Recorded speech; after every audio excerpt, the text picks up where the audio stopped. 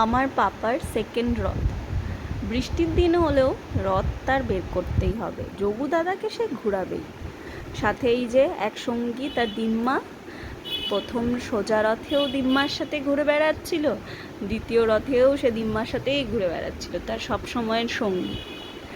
আর তার যোগু দাদাকে সে নিজেই টেনে নিয়ে যাবে এবং তাতে কাউকে সে রথ টানতে দেবে না, সে নিজেই টেনে টেনে নিয়ে যাবে। এটাই তার রথের টানার বৈশিষ্ট্য, যে সেই সমস্ত কিছু টেনে নিয়ে বেড়াবে, অন্য কাউ সে হাত দেওয়ার মতো নয়।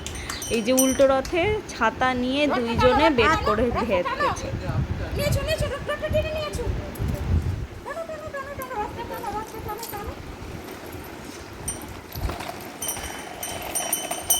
এটা তার দ্বিতীয় রথ। এইটুকু স্মৃতি ধরে রাখতেই হতো।